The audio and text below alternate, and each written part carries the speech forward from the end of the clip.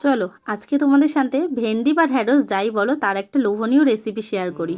তো দেখো, প্রথমেই গোটা ভেন্ডিগুলোকে আমি কিন্তু একদম ভালো করে জলে ধুয়ে নিয়েছি।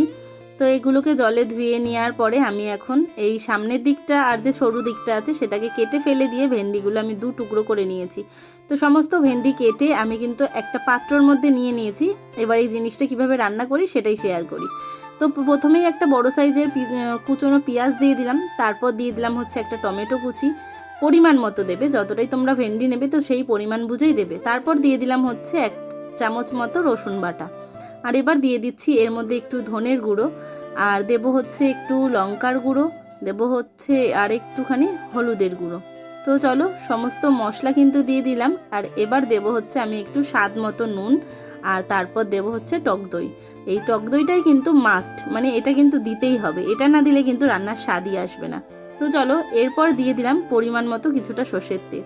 তো সমস্ত মশলা দিয়ে আমি যে ভেন্ডিটার ওপর সমস্ত কিছু দিয়েছি সেগুলো এখন আমি মাখিয়ে রেখে দেবো।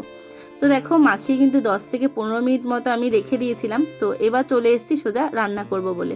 তো একটা কড়ার মধ্যে আমি দিয়ে দিলাম কিছুটা পরিমাণ সর্ষের তেল, তার মধ্যে ফোড়নে দিলাম জিরে আর মেথি, তার সাথে শুকনো লঙ্কা। তো ফোড়নটা একটু লাল লাল হয়ে গেলেই কিন্তু আমি দিয়ে দেবো মাখিয়ে রাখা সেই ভেন্ডিটা।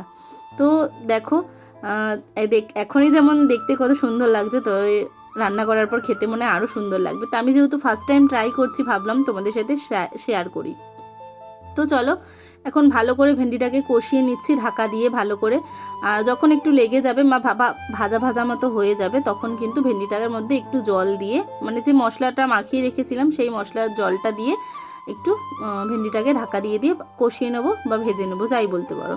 তো চলো আমি কিন্তু আবার দিয়ে দিলাম হচ্ছে এর মধ্যে আরেকটু জল আর কিছুটা পরিমাণ হচ্ছে চিনি, যেহেতু একটু স্বাদ করার জন্য, মানে যাতে একটা আলাদা টেস্ট হয়। তো সেটা তোমাদের সাথে শেয়ার করা হয়নি। আর এর মধ্যে দিয়ে দিয়েছি কয়েকটা কাঁচা পাকা লঙ্কা চিড়ে। তো যে যেমন ঝাল খাও সেরকম বুঝেই কিন্তু ঝালটা অবশ্যই দিও।